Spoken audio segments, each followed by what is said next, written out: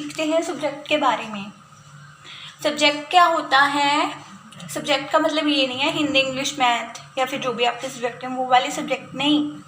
Subject का मतलब है कर्ता, काम करने वाला, उसको सब्जेक्ट बोलते हैं। जैसे एक एग्जाम्पल लेते हैं, राम जा रहा है, तो इसमें कौन सा काम हो रहा है? कौन सा काम हो रहा है इसमें? जाने का काम हो रहा है। जा रहा है ना, तो इसमें जाने का काम हो रहा है। और कौन जा रहा है? कौन जा रहा है? राम जा रहा है। ये तो काम करने वाले को सब्जेक्ट बोलते हैं। तो इसमें सब्जेक्ट कौन है? कर्ता कौन है? राम है। तो इसमें कौन सा है सब्जेक्ट? राम। ठीक है। अब देखो सब्जेक्ट क्या क्या हो सकते हैं। वह जा रहा है, ठीक है, वह भी हो सकता है। और मैं जा रहा हूँ, ही, शी, आई, हम जा रहे हैं। और नेम, दे, ठीक है, वे जा रहे हैं। तो ये सब क्या हो सकते हैं? सब्जेक्ट हो सकते हैं। ठीक है। अब देखो हेल्पिंग वर्ब। सब्जेक्ट के बारे में पता चल गया ना। कोई भी काम करने वाले को सब्जेक्ट बोलते हैं। जैसे सीता गा रही है, तो कौन सा काम हो रहा है इसमें? सीता गा रही है, गाने का काम हो रहा है। ठीक है। तो कौन गा रही है? सीता। सीता गा रही है ना, तो सब्जेक्ट क्या हुआ?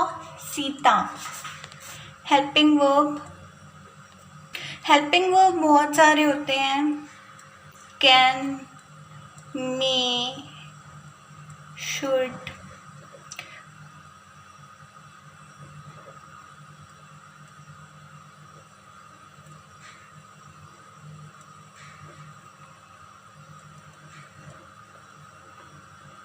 must, has, have, had, is, am, are, was, were, will, shall और be, being, being।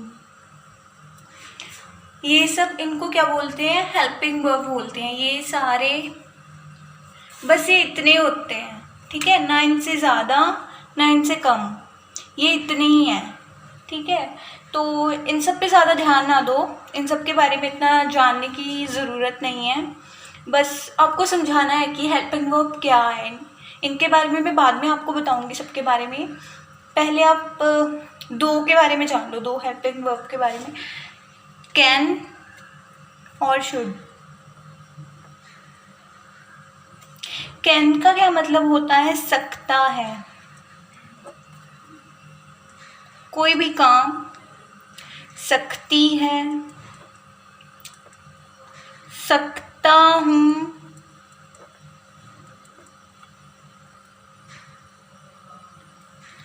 बस ये होते हैं कैन के मतलब। ठीक है। और शुड का क्या मतलब होता है? चाहिए। ठीक है, तुम्हें जाना चाहिए, तुम्हें आना चाहिए, तुम्हें पढ़ना चाहिए, तुम्हें खेलना चाहिए, तो वहाँ पे शुड का यूज़ होता है।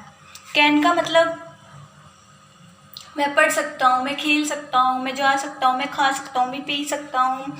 और तो वहाँ पे जहाँ सकता है, सकती है, सकता हूँ आ रहा है, या फिर सकती हूँ आ रहा है, सकती हूँ, वहाँ पे कैन का यूज़ होता है। ठीक है।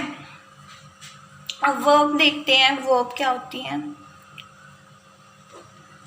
पता चल गया आपको हेल्पिंग वर्ब के बारे में। तो वर्ब देखते हैं। वर्ब काम को कहते हैं, क्रिया को। जैसे मैंने एग्जाम्पल लिया था सब्जेक्ट में, राम जा रहा है, तो राम कौन सा काम कर रहा है? जाने का काम कर रहा है ना। राम जा रहा है ना, तो वो वर्ब है। जाना क्या है यहाँ पे? वर्ब है। ठीक है। सीता गा रही है, सीता गा रही है, तो इसमें कौन सा काम हो रहा है? कौन सा काम हो रहा है इसमें? गाने का, गाने का काम हो रहा है ना। तो इसमें वर्ब क्या है? यही तो वर्ब है, गाने का काम हो रहा है ना, तो यही तो वर्ब है। और सब्जेक्ट क्या है? कौन गा रहा है? सीता गा रही है। तो काम करने वाले को क्या बोलते हैं? सब्जेक्ट बोलते हैं। ओके, ये सब्जेक्ट है। तो पता चल गया। तो वर्ब कैसी कैसी होती हैं? बहुत सारी वर्ब्स होती हैं, मैं बता रही हूँ आपको। कम, गो, स्लीप, वीप, रीड, प्ले। कम का मतलब है आना, गो का मतलब है जाना, स्लीप का मतलब है सोना, वीप का मतलब है रोना, रीड का मतलब है पढ़ना, प्ले का मतलब है खेलना। वर्ब पता चल गई आपको। जितनी भी क्रियाएं हैं हमारी, खाना पीना, सोना, खरीदना, चलना, दौड़ना, खेलना, ठीक है, वो सब क्या है? क्रियाएं हैं। बहुत सारी क्रियाएं हैं, तो उसी को हम इंग्लिश में वर्ब बोलते हैं। ठीक है। ये सब आप बेशक याद मत करो, बस आपको पता होना चाहिए कि वर्ब क्या होती है। वर्ब का आपको पता चल गया कि किसी भी काम को, कोई भी काम है उसको वर्ब बोलते हैं। और ये हेल्पिंग वर्ब का भी पता चल गया आपको। ठीक है। जो वर्ब के साथ मिलकर सेंटेंस बनाती है उनको क्या कहते हैं? हेल्पिंग वर्ब कहते हैं। ठीक है। और सब्जेक्ट का भी आपको पता चल गया। ठीक है। तो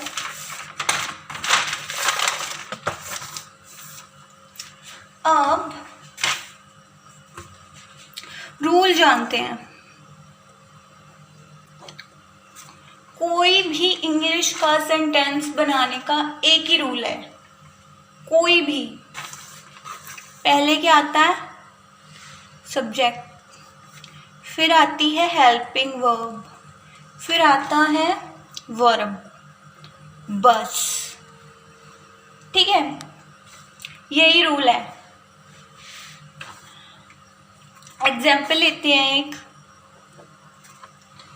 मैं जा सकता हूँ, बस यही रूल है। कोई भी सेंटेंस बनाना हो आपको इंग्लिश का, यही रूल चलेगा इसमें। ठीक है।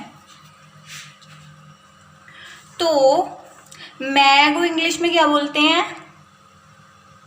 तो इसमें सबसे पहले ये बताओ कि इसमें सब्जेक्ट कौन है?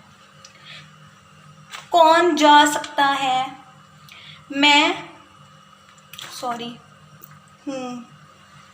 मैं जा सकता हूँ। ठीक है। तो मैं को, ये मैंने बताया था ना पीछे, ठीक है, तो आई बोलते हैं इंग्लिश में। अब देखो फिर क्या आ रही है? हेल्पिंग वर्ब आ रही है। तो इसमें हेल्पिंग वर्ब क्या है? सकना, सकता हूँ। मैंने बताया था ना, ये दो कर लो बस। अब मैं इन्हीं के एग्जाम्पल दूंगी, एक कैन के और एक कैन के और एक शुड के। तो ये हेल्पिंग वर्ब क्या है? कैन आएगी यहाँ पे। और फिर है जाना, तो वर्ब आएगी लास्ट में।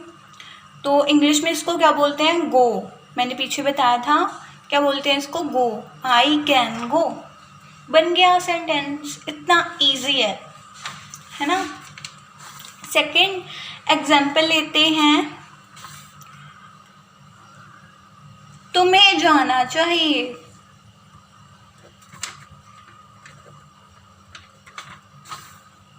ठीक है, तो इसमें सब्जेक्ट क्या है, तुम। तो तुम को इंग्लिश में क्या बोलते हैं, यू। फिर उसके बाद क्या है, हेल्पिंग वर्ब।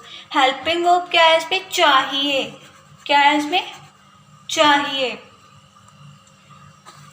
तो क्या चाहिए को इंग्लिश में क्या बोलते हैं, शुड बोलते हैं। तो यू शुड। जाना, गो, यू शुड गो। ठीक है, अब तीसरा एग्जाम्पल लेते हैं, तुम खा सकते हो। वो क्या आएगा यहाँ पे, सब्जेक्ट क्या है यहाँ पे, तुम। तो यहाँ पे क्या आएगा, यू। फिर हेल्पिंग वर्ब है सकते हो, है ना। तो सकना मतलब कोई भी काम कर सकना, तो वहां पे क्या आएगा, कैन आएगा। यू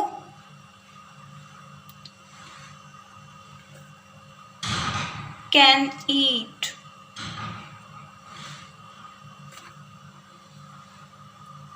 ठीक है, चौथा एग्जाम्पल लेते हैं, हमें पढ़ना चाहिए।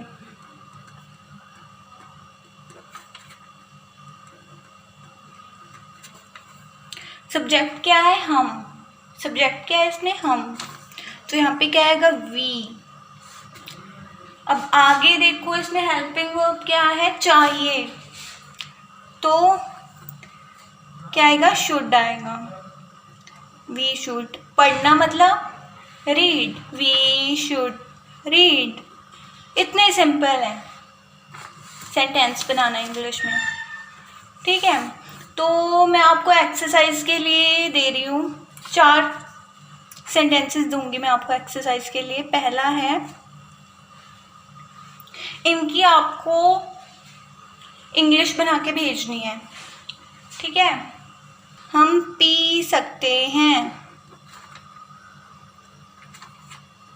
दूसरा है, तुम दौड़ सकते हो।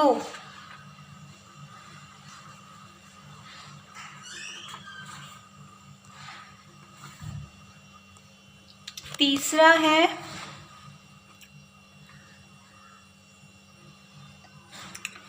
उसे खेलना चाहिए।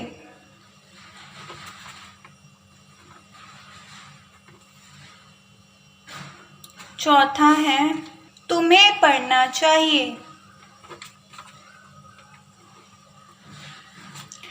तो 4 दिए हैं मैंने आपको सेंटेंसेस, इनकी आपने इंग्लिश बना के भेजनी है मुझे। ठीक है, थैंक यू।